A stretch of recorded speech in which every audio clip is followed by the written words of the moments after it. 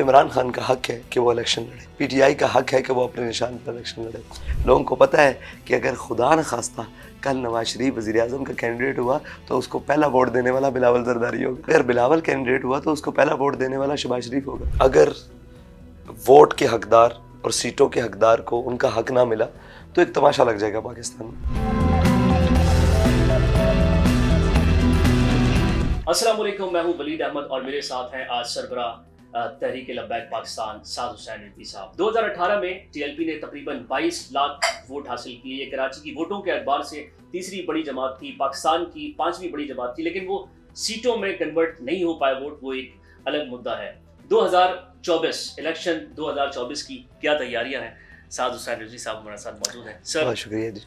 क्या तैयारियां हैं? जी अल्हम्दुलिल्लाह, तहरीक लब्बैक पाकिस्तान ने अपना मंशूर सबसे पहले तमाम जमातों से पहले पेश किया, जो आपकी मीडिया तक पहुंचा, आप तक भी पहुंचा, पूरे पाकिस्तान को पेश किया 25 निकात पर वो। और उसके बाद तहरीक लब्बैक पाकिस्तान ने पूरे पाकिस्तान में 713 कैंडिडेट, तकरीबन इसके ऊपर नीचे कुछ गिनती हो सकती है, 713 कैंडिडेट जो है ना वो मैदान में उतारे। के बाद इलेक्शन कैंपेन का आगाज़ किया। इस वक्त बाकी सारी सियासी जमातें भी इलेक्शन कैंपेन में हैं, लेकिन आप देखें खैबर से कराची तक पाकिस्तान के हर खित्ते में इस वक्त पूरी धरती लब्बैक से गूंज रही है। 16 माह पीडीएम की हुकूमत रही है। एक बार फिर कहा जा रहा है कि उसी तरह की हुकूमत बनेगी। अगर उसी नौयत की हुकूमत बनती है तो आपके ख्याल में जो बहरान इस वक्त मुल्क में नज़र आ रहे हैं वो ख़त्म हो पाएंगे? बहुत बड़ा तमाशा लगेगा अगर उस तरह की हुकूमत बनी तो, बहुत बड़ा तमाशा लगेगा। और अगर उससे पहले एक तमाशा लग जाएगा, अगर वोट के हकदार और सीटों के हकदार को उनका हक ना मिला तो एक तमाशा लग जाएगा पाकिस्तान में। देखें, इमरान खान को मुसल्लत किया गया और तब कौम ने बादिल नखास्ता कबूल कर लिया। फिर उसके बाद पीडीएम को जब मुसल्लत किया गया तो पीडीएम काबिल कबूल नहीं हुई। ये हकायक है, जितने भी उनकी हुकूमती साल की सवा साल की जो भी उन्होंने यहाँ किया। और इसके बाद अगर अब ऐसा तजर्बा एक और पाकिस्तान के ऊपर किया गया ना तो कौम बददिल हो जाएगी और कौम का एतबार हर चीज़ से उठ जाएगा। यानी कि अभी भी मैं ये समझता हूँ कि 50-50 कौम है कि यार ठीक है इलेक्शन हो रहे हैं, और अगर इलेक्शन का रिज़ल्ट कौम की तवक्कुआत के बरक्स और कौम ने जिनके हक़ में फ़ैसला दिए उनके बरक्स निकला तो ये सारे सिस्टम से एतबार उठ जाएगा। जो माहौल है, लगता है कि शफाफ इंतखाबात होंगे? नहीं, बिल्कुल भी नहीं लगता। और मैं ये समझता हूँ कि वो 70 के इंतखाबात के बाद आज तक कोई इंतखाबात शफाफ नहीं हुए, लेकिन कम से कम काबिल कबूल रहे हैं। इतनी हद तक ज़रूर रहे हैं कि काबिल कबूल रहे हैं। लेकिन जो अब सूरत हाल नज़र आ रही है, देखें, सच्ची बात और सीधी बात यह है कि हर पार्टी अपनी बका की जंग लड़ रही है। आप कितनी देर मायूस रख सकेंगे, कितनी देर किसी को किसके हक से मरूम रखेंगे? आखिर तंग आमद बजंग आमद। पीटीआई, बानी पीटीआई के खिलाफ जो केसेस चल रहे हैं, आपके ख्याल में वो तमाम केसेस मेरिट पर चल रहे हैं? देखें, इस पाकिस्तान में जितने भी सियासी क़यादतों के ख़िलाफ़ केसेस बनाए जाते हैं वो नज़रिया ज़रूरत के तहत होते हैं। और आज तक बड़ी बड़ी सियासी क़यादतें जिनको तख्तादार पर लटका दिया गया और जो अभी तक मौजूद हैं, जेलों में हैं या बाहर हैं, उन तमाम के ऊपर जितने भी केसेस हैं वो हक़ाइक़ पर मबनी नहीं है। जो हक़ाइक़ पर मबनी चीज़ें हैं उन्हें कौम के सामने कभी आने नहीं दिया गया, क्योंकि उसके अंदर बहुत सारी चीज़ें मुलव्वस होती हैं। आपने कराची में एक बड़ा जलसा किया, उसी जलसे में आपने ये फरमाया कि 10-10 करोड़ रुपए लेकर टिकट फ़रोख्त किए गए। नाम नहीं बताया आपने, कौन सी सियासी जमातें हैं? बहुत सारी सियासी जमातें हैं। पंजाब के अंदर नून लीग ने ये काम किया है, पीपल्स पार्टी ने ये काम किया है। अच्छा, वो तरीका वारदात बड़ा कमाल है कि आप उसको पार्टी फ़ंड का नाम दे देते हैं कि जी हमने पार्टी फ़ंड लिया है। और अभी यहाँ जो कराची में आपने बंदरबांट देखी है टिकटों की, और जो ऊपर नीचे एडजस्टमेंट हुई है, तो वो क्या इन नाजायज़ पैसों के बगैर हुई है? ये सारी चीज़ें मौजूद रही हैं। तो मैं सबका नाम लेता हूँ, इन्होंने फ़रोख्त किए हैं। इससे पहले भी जो सियासी पार्टी हैं उनका यही वतीरा और दस्तूर रहा है। इमरान खान साहब ने भी जो पंजाब का इलेक्शन आया था, उसमें 5-5, 6-6 करोड़ का, ये तो मैं खुद ऐनी शाहिद हूँ कि लोगों को दिए। और बहुत सारे लोग जब छोड़ के आए तो उन्होंने कहा कि पैसे भी गए और टिकट भी गई। तो अभी भी नून लीग ने बहुत सारे लोगों को, बल्कि ज़्यादातर पैसा, तो ये बुनियाद नहीं होनी चाहिए ना। आप अपने पहली चीज़ ही फ़रोख्त कर रहे हैं, तो आप तो अपने आप को काबिल फ़रोख्त करके कौम के सामने आ रहे हैं, तो ये मुनासिब नहीं। मुल्क में जमहूरियत है, हर सियासी जमात का हक है कि वो इंतखाबात में हिस्सा ले, लेकिन एक बड़ी सियासी जमात वो इस खेल से इस वक्त आउट है। इस फैसले को आप कैसे? ये फैसला सरासर गलत है। देखें, हर पाकिस्तान का आइन हर पाकिस्तानी को ये हक देता है कि वो इलेक्शन लड़े या इलेक्शन कमीशन में अपनी जमात रजिस्टर करा के। तो इमरान खान का हक है कि वो इलेक्शन लड़े, ठीक है जी। पीटीआई का हक है कि वो अपने निशान पर इलेक्शन लड़े। कराची पाकिस्तान का माशी हब है, यहाँ की एक बड़ी सियासी जमात है एमक्यू, उसके मुख्तलिफ धड़े एक हो गए हैं। तो आपके ख्याल में मुस्तफ़ा कमाल माजी में परफॉर्म करते रहें, क्या एमक्यूएम आपको नहीं लगता दोबारा से शहर को बेहतर कर पाएगी? देखें, अगर आप ये समझते हैं कि हम माजी को देखकर मुस्तकबिल का फ़ैसला करेंगे या हाल का फ़ैसला करेंगे, अगर कौम ये समझती है कि माजी में एमक्यूएम ने कराची को बेहतर किया, तो फिर ठीक है, मुस्तकबिल में अपना फ़ैसला एमक्यूएम बना ले। अगर वो समझती है कि हमारे माजी में एमक्यूएम ने हमारे साथ जो कुछ किया है, हमारे शहर के साथ या हमारे इलाके के साथ, सिंध के साथ जो भी किया है, अगर वो ये समझती है, तो मेरा ख़्याल है वो भूल कर ख्वाब में भी ये फ़ैसला नहीं करेंगे कि हम ऐसी जमात की तरफ या ऐसी तरफ जाएंगे। एक शहर की और जमात है जो काफ़ी ज़्यादा मुतारिक है, वो है जमात इस्लामी।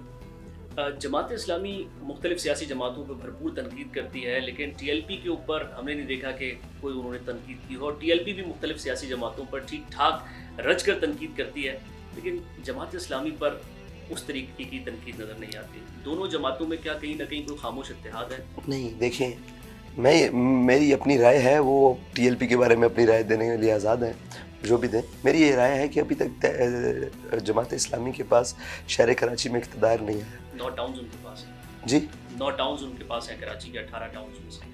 नहीं, वो इक़्तिदार बल्दियाती इंतखाब है ना, अभी बाइख्तियार इक़्तिदार नहीं है ऐसे, क्योंकि इक़्तिदार के साथ बाइख्तियार भी होना ज़रूरी है। तो बाइख्तियार इक़्तिदार नहीं आया, और अगर बाइख्तियार इक़्तिदार नहीं है किसी शख्स के पास और वो खिदमत की नीयत से लगे हुए हैं, तो उनका हक है कि वो वोट लें। ये तो पता तब लगेगा जब वो किसी जमात की अपोजिशन बर्दाश्त करेंगे। अभी तो वो खुद अपोजिशन में है, और मैं ये समझता हूँ, और उनका माजी के अंदर कोई ऐसी बात नहीं है जिससे हम कोई ले सकें। बाकी उनके तर्ज़ सियासत से हमें इख्तिलाफ है, तो वो हमें हक है कि हम उनके साथ इख्तिलाफ रखें। भी हक है कि वो बिल्कुल उनको हक है, और वो करते भी हैं, और हम उसको खुशदिली से कबूल भी करते हैं। सारी जमातों का इख्तिलाफ हम खुशदिली से कबूल करते हैं, ऐसी बात नहीं है। लेकिन किसी का माजी तो कम अज़ कम इस तरह का ताबनाक ना हो ना, कि वो फिर किसी के बारे में बात करते हुए भी डर लगता हो, या किसी के बारे में ये कहते हुए डर लगता हो कि यार ये पता नहीं क्या करेंगे। तो आपको पता है कि इस शहर के साथ, इस वतन के साथ, इस मुल्क के साथ क्या क्या किस ने किस वक्त किया है, तो वो उनको आसिफ अली जरदारी साहब के बारे में आप जब बात करते हैं तो थोड़ा जारहाना हो जाते हैं। ये जो वतीरा है ना सियासत का, इनका ये बड़ा ज़ालिमाना है। आप देखें, आज़ादाना उन्होंने सियासत की है हमेशा। सिंध में उन्होंने किसी को पनपने नहीं दिया, कोई पार्टी उठी है उसके साथ कर दिए। उनका हक बनता था कि अगर हम सियासत के लिए आ रहे हैं, लोग हमें पसंद कर रहे हैं, तो कम अज़ कम वो हमें स्पेस दें। वो जहाँ मर्जी आके करें, लाहौर में वो आके कंपेन करेंगे, मैं कभी भी उन पर तनकीद नहीं करूँगा। इसलिए मैं उनके शहर में आता हूँ और वो हमारे लोगों को गोलियाँ मारेंगे, वो उनको शहीद करेंगे, तो फिर रवैया तो जारहाना होगा। आखिर खून जो है ना, खून वो और हैं लोग हैं जो अपने मफादात के लिए इस्तेमाल करते हैं, फेंक देते हैं। हमारे यहाँ कारकुन से कायद और कायद से कारकुन तक एक बड़ा रिलेशन है, तो हमें दर्द उतनी होती है जितनी हमें खुद लगने की, गोली लगने की, मार पड़ने की दर्द होती है। तो हमारे कारकुन का खून सामने हो और उसके ज़िम्मेदार भी वो जमात हो, तो ये जो है ना, कहा जाता है कि मिलिटेंसी, इनकी तबीयत में मिलिटेंसी है, इनकी तबीयत में डिक्टेटरशिप है, ये नहीं होनी चाहिए। और इन्होंने अपने लोगों की तरबियत ऐसी की है कि वो खूनखार तबीयत के लोग हैं, और वो जारहाना और वडेराना ज़हन में थे। तो इसके तो हम शुरू से बागी हैं, इसके तो हम शुरू से खिलाफ हैं। इस वक्त नवाज शरीफ और बिलावल भुट्टो एक दूसरे पर तनकीद कर रहे हैं, पीडीएम गवर्नमेंट में भी साथ रहे, क्या वजह नज़र आती है इसकी? अच्छा, बड़े मज़े की बात है कि इन दोनों जमातों का निकाह हो चुका है कई मरतबा, और कई मरतबा इन्होंने सिर्फ शोर डाला कि हमारी तलाक होगी, हुई नहीं कभी। पीडीएम में दोबारा धूमधाम से तजदीद निकाह हुई, सियासी निकाह कहते हैं इसको। अब जब मिलकर खा लिया ना इन्होंने और वापस कौम के पास आए तो इनको पता है कि हमारी तो जगह है नहीं। जो पीडीएम ने हाल किया है ना 12-15 महीनों में, वो कौम का बरकस निकाल दिया। यकीन ना लोग चीख उठे। अब इन्होंने तमाशा लगाना था, इन्होंने बाहर आके कह दिया कि जी हमारी तलाक हो गई है, तलाक हो गई है, तलाक हो गई है। अगर तलाक हुई भी तो सियासी इद्दत ही काट लेते, कम से कम एक दूसरे को घसीट घसीट के छतरियों के नीचे करते रहे। आपने देखा है अब आकर कौम के साथ ये मतलब ये रवैया तक कौम बड़ी समझदार हो चुकी है। अब वो दौर नहीं रहे। लोगों को पता है कि अगर खुदा न खास्ता कल नवाज शरीफ वज़ीर आज़म का कैंडिडेट हुआ तो उसको पहला वोट देने वाला बिलावल जरदारी होगा। आपके ख्याल में वज़ीर आज़म नवाज शरीफ बन रहे हैं? मैंने कहा अगर कैंडिडेट हुआ, और अगर बिलावल कैंडिडेट हुआ तो उसको पहला वोट देने वाला शहबाज शरीफ होगा। ये जो हुकूमत बनेगी, जिस तरह की भी हुकूमत हो, आपके ख्याल में 5 साल मुकम्मल कर पाएगी या फिर वही जो पाकिस्तान की एक रिवायत रही है 3, साढ़े 3, 4 साल बाद ये हुकूमत में रुखसत हो जाएगी, या आपका ख्याल है कि 6 महीने बाद ही रुखसत हो जाएगी? क्योंकि बहुत अगर ये जो आपने पहला सवाल किया था, अगर उसके मुताबिक ये हुकूमत है तो इसकी उम्र तो मेरे ख्याल से 9 माह से 15 माह के दरमियान। बड़ी बात कही आपने। तो अगर इतनी मायूसी है तो फिर क्या आवाम को आप ये कह रहे हैं कि लोग घरों से वोट डालने ना निकलें, क्योंकि फैसला तो नहीं, मैं ये कह रहा हूँ कि अगर उस सवाल के मुताबिक इन्होंने कहा है, वैसे कौम वोट डालने के लिए निकले, कौम का हक है वो फैसला दे, और इस तरीके से दे कि जो लोगों की तरजीहात हैं और लोगों का सोच बन रही है और जो मुसल्लत किया जा रहा है उसको यकलख्त मुस्तरद कर दे। मैं ये तो चाहता हूँ कि कौम इस तरह वोट दे। कराची की सूरत हाल आपने देखी है। बिलावल भुट्टो जरदारी साहब ने मुबारकबाद दी है मुर्तज़ा वहाब को कि आपने कराची का पानी चंद घंटों में साफ कर दिया। देखें, वो पंजाबी की एक मिसाल है, अन्ना मंडे रेवड़ियाँ ते मुड़ मुड़ कर। ये वो हिसाब है कि तू मुरा हाजी बगो मन तुरा हाजी बगो, कि तू मुझे हाजी हाजी कह मैं तुझे हाजी हाजी कहता हूँ। बस ये वो वाला हाल है। आप देखें शहर अभी भी देख कर आ रहे हैं, शहर से पानी निकालना तो दूर की बात, वो तो मेन शाहराहों से पानी नहीं निकल सका, मेन शाहराहें अभी भरी पड़ी। तो ये वो तिफल तसल्लियाँ हैं जिन्होंने कौम को पहले भी बर्बाद किया है और अब भी इसके अंदर देखें जिनकी बुनियाद झूठ पर है ना। अब इससे मैं और बड़ी बात क्या कहूँ, यानी कि मेरे मुंह से कोई ऐसे अल्फाज निकल जाएंगे जो नाकाबिले नाम के ऑनर हो जाएंगे। भाई क्या तमाशा है मुल्क के साथ, कौम के साथ क्या तमाशा है कि शहर बड़ा पड़ा है और आप ट्वीटें करके मुबारकबाद दे रहे हो। यानी शहर के अंदर आप एक दफ़ा उतर के तो देखें, आप भी देख कर आए हैं, मैं भी देख कर आया हूँ, शहर गलाजत से भरा पड़ा है। गटर के पानी और जनाब वो बारिश का पानी मिलकर ताफुन का एक जनाब बाज़ार और वबा फैली हुई है, और वो ट्वीटों में मुबारकबाद दे रहे हैं। तो जिन कौमों की तबाही के मशवरे हो चुके हो ना, उनके ज़िम्मेदारान ऐसी हरकत किया करते हैं। अगरचे कि शहर कराची की भी सूरत हाल कोई काबिल तारीफ़ नहीं है, पाकिस्तान भर के हालात भी अच्छे नहीं हैं, लेकिन इसके बावजूद मोहतरम साद रिजवी साहब हों या फिर पाकिस्तान के जो दीगर कायदीन हैं वो यही कह रहे हैं कि वोट डालना आपकी ज़िम्मेदारी है और इस फ़र्ज़ को ज़रूर निभाइए।